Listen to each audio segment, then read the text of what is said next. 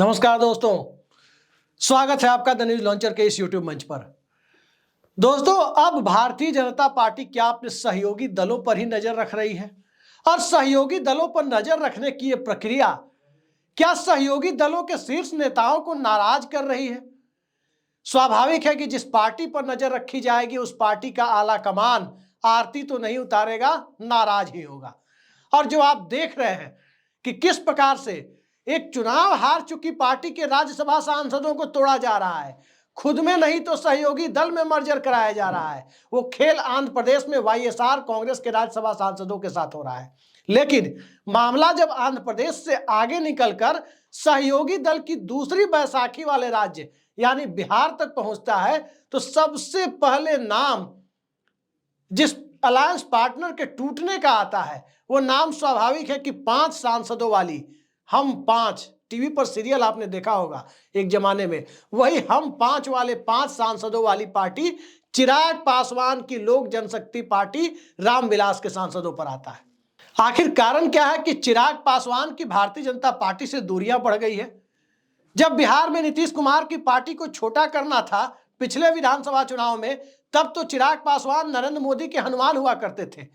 लेकिन हनुमान से इतनी नाराजगी क्यों, या हनुमान इतने नाराज क्यों?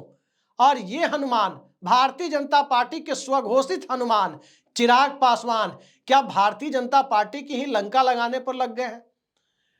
जब से नरेंद्र मोदी की सरकार बनी है, चिराग पासवान मंत्री बने हैं फूड प्रोसेसिंग के मिनिस्टर। फूड प्रोसेसिंग के मिनिस्टर बनने के बाद चिराग पासवान ने फूड प्रोसेसिंग में कितने काम किए इसका डेटा तो अभी तक सामने नहीं आया है, लेकिन उनकी पार्टी का स्टैंड जो भारतीय जनता पार्टी से एकदम अलहदा है, एकदम अलग दिखाई देता है, वो कई मुद्दों पर सामने आ गया। वक्फ बोर्ड का मुद्दा ले लीजिए, लेटरल एंट्री का मुद्दा ले लीजिए, सुप्रीम कोर्ट में SC/ST आरक्षण के वर्गीकरण का जो मामला है उसे देख लें, हर जगह जाति जनगणना का मुद्दा हो, हर जगह भारतीय जनता पार्टी और चिराग पासवान एक दूसरे को कन्फ्रंट करते हुए नजर आ रहे हैं। क्या चिराग पासवान नरेंद्र मोदी से गुस्सा है, या चिराग पासवान अमित शाह से गुस्सा है, या चिराग पासवान को अपना राजनीतिक भविष्य भारतीय जनता पार्टी के साथ गठबंधन में बहुत उज्जवल नहीं दिख रहा है? आखिर वो कौन सी परिस्थिति उत्पन्न हो गई है जिस परिस्थिति में चिराग पासवान अपनी राजनीतिक संभावनाओं को भारतीय जनता पार्टी के दायरे में नरेंद्र मोदी का स्वघोषित हनुमान बनकर पूरा होते हुए नहीं देख रहे हैं? दरअसल हालात कुछ दूसरी तरफ है, और हालात बिहार की राजनीतिक परिस्थितियों से उपजे हैं। हालात नीतीश कुमार की उस चाणक्य नीति से उपजे हैं जिस चाणक्य नीति में तोको ना मोको चूल्हा में झोंको वाली जो राजनीति है, उस राजनीति ने न तो राजद को कहीं का छोड़ा, न भाजपा को कहीं का छोड़ा, चिराग पासवान की राजनीति को तो और कहीं का नहीं छोड़ा। और इन सब के बीच बात करें तो बिहार की राजनीति को एक ऐसे मुहाने पर खड़ा कर दिया कि वोटर का बहुत बड़ा सेक्शन अब ये देख रहा है कि यथास्थितिवाद की परिस्थिति क्या विकल्पहीनता की स्थिति में ज्यादा श्रेयस्कर विकल्प हो सकती है? प्रशांत किशोर भी बहुत उम्मीद जगा नहीं रहे, लेकिन चिराग पासवान निश्चित तौर पर एक उम्मीद जगा रहे थे।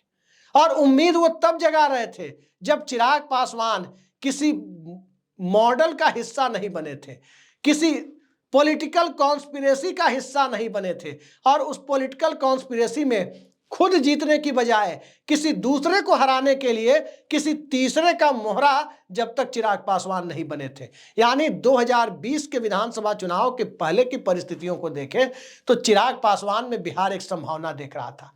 20 के चुनाव में लोगों को लगने लगा कि ये भाड़े के सैनिक तो नहीं है जो किसी की राजनीतिक कद को बढ़ाने और किसी दूसरे के कद को छोटा करने के लिए एक मोहरे के तौर पर इस्तेमाल किए जा रहे हैं।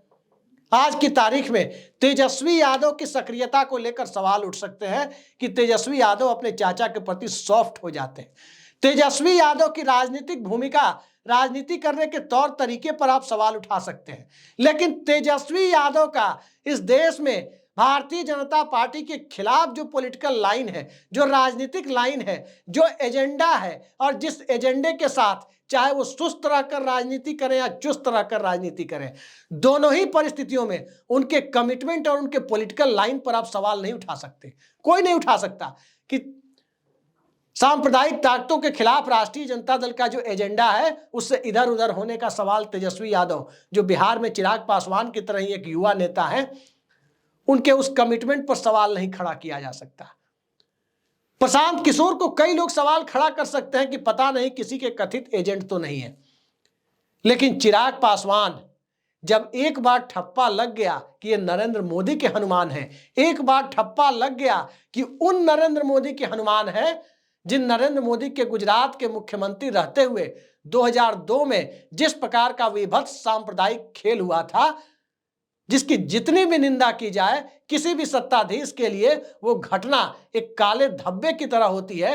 राजधर्म को निभा पाने में नरेंद्र मोदी उस वक्त एकदम विफल रहे थे, लेकिन उनके हनुमान जब से चिराग पासवान बने तो उस राजनीतिक पूंजी को धो दिया जिस राजनीतिक पूंजी को रामविलास पासवान ने तब इकट्ठा किया था जब बिहार में सत्ता की चाबी उनके पास थी, आज से 19 साल पहले। और सत्ता की चाबी जब उनके पास थी तो उन्होंने दोनों गठबंधन के सामने शर्त रख दी थी, चाहे वो नीतीश कुमार का एनडीए गठबंधन रहा उस वक्त का, चाहे वो यूपीए गठबंधन कांग्रेस और लालू यादव का रहा हो, रामविलास पासवान के हाथ में चाबी थी कि जिसकी सरकार बनवा दे। सीधा शर्त उन्होंने रख दिया कि बिहार में मुस्लिम मुख्यमंत्री होना चाहिए, जो मुस्लिम मुख्यमंत्री बनाएगा उसे समर्थन देंगे, या फिर लोजपा के मुख्यमंत्री मुस्लिम मुख्यमंत्री को सपोर्ट किया जाए।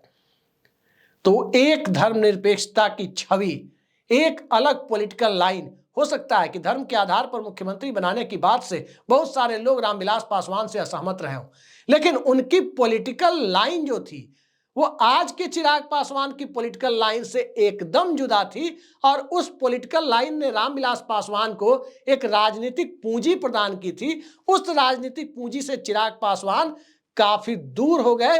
अब ऐसा लगता है कि अब वे इस बात को महसूस कर रहे हैं जिससे भारतीय जनता पार्टी के साथ उनका चुनावी हनीमून खत्म होता नजर आ रहा है। बीजेपी के अंदर से भी आप देख रहे हैं उनके चाचा और उनकी पार्टी को तोड़ने वाले पशुपति कुमार पारस, वो गृह मंत्री अमित शाह से मिल रहे हैं। ये फोटो आप देख सकते हैं। और पिछली बार भी चिराग पासवान की पार्टी को तोड़ने के लिए पशुपति कुमार पारस का ही इस्तेमाल हुआ था। तो क्या चिराग पासवान के अगले राजनीतिक एजेंडे को बीजेपी भांप गई है?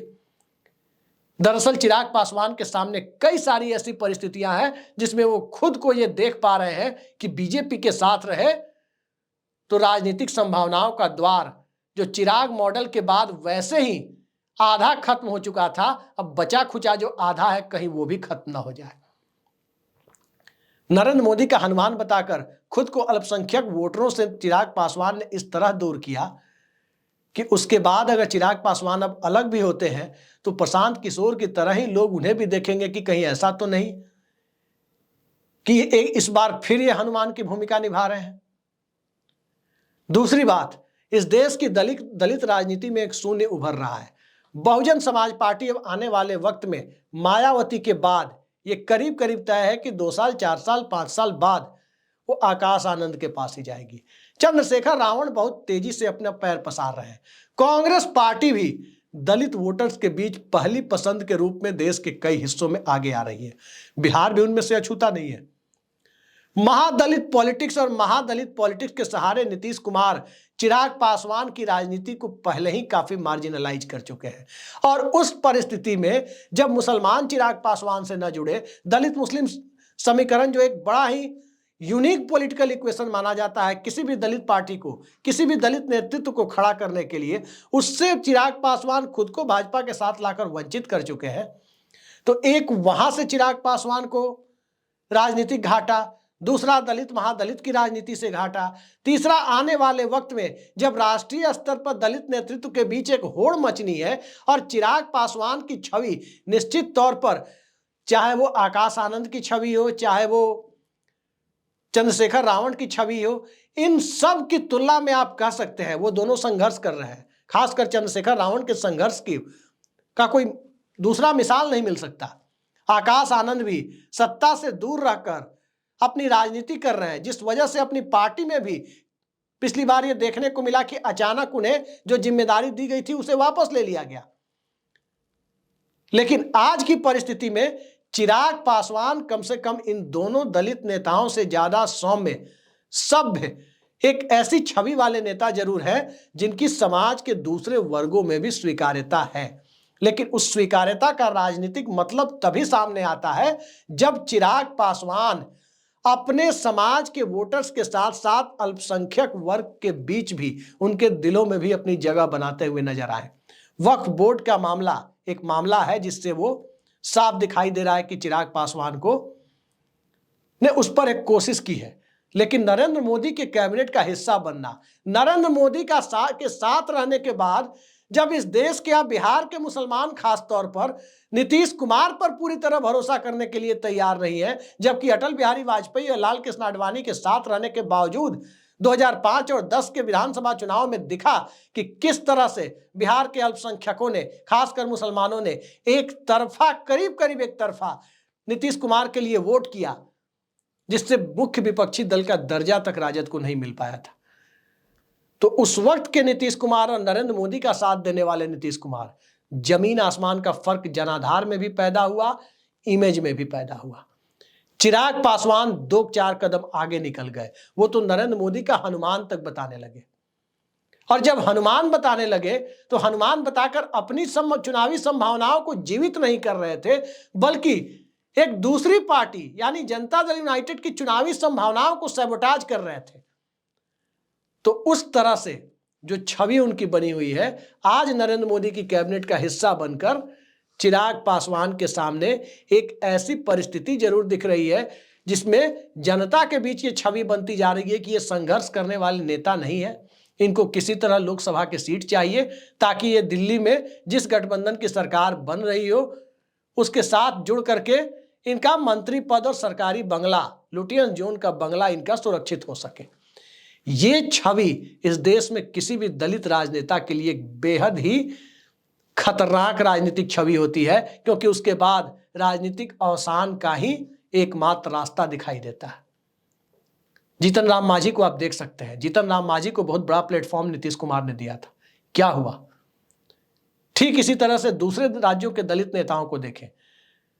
दरअसल समाज का कोई भी नेता हमेशा बहादुरी के साथ लड़ने वाले, संघर्ष करने वाले उन नेताओं को अहमियत ज्यादा देता है, चाहे वो जिग्नेश मेवानी हो, चुनाव जीते हो या हारे हो, चाहे वो चंद्रशेखर रावण हो, चाहे एक दौर में कांसी राम रहे हो, चाहे एक दौर में दलित सेना बनाने वाले रामविलास पासवान रहे हो।